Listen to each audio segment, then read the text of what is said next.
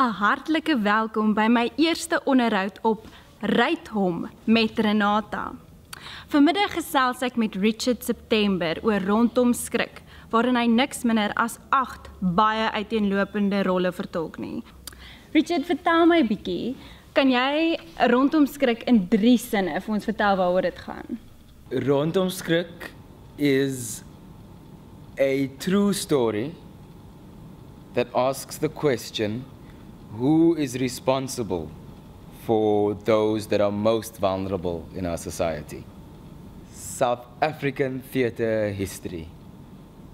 And asking the question, who's responsible? Jy het 'n Kanna-toekenning ontvang vir jou rol in Rondom skrik. Yes. Baie geluk. Baie dankie. En sê net bietjie soos jou proses en hoe jy eintlik by hierdie klomp verskillende karakters uitgekom het, net so kortliks. Okay, ons het 'n paar metodes gebruik.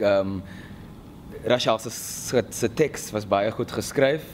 Dan was daar conversations tussen ek en Rachel en Henny.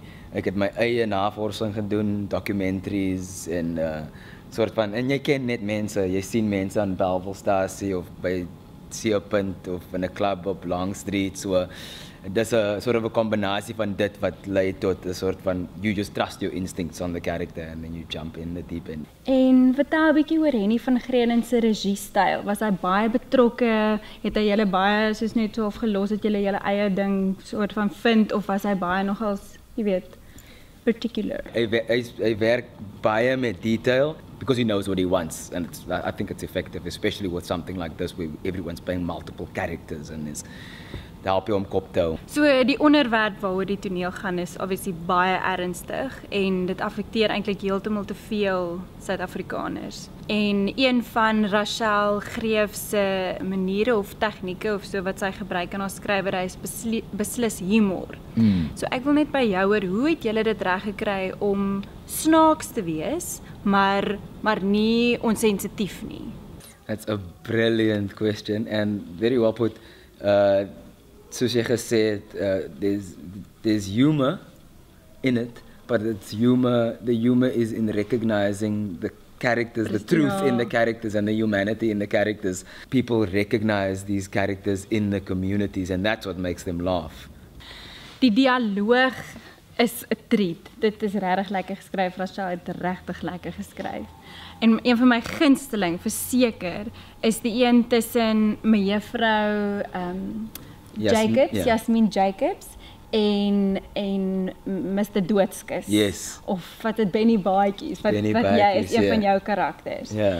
En ek wonder maar net, het Rachel al daai geskryf, het julle dit woord vir woord geleer of het julle eie spice daarbij gebruik? It was amazing.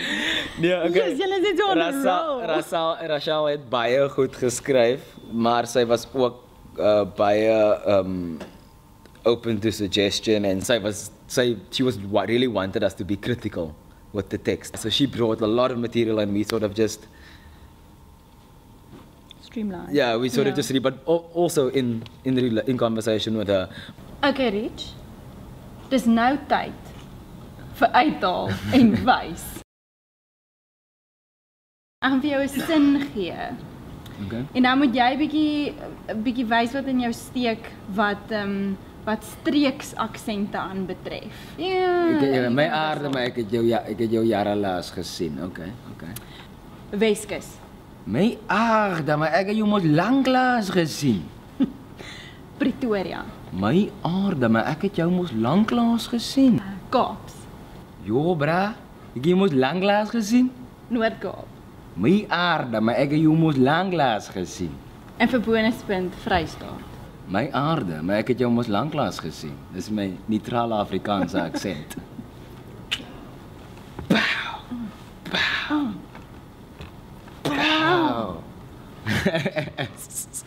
Are we off?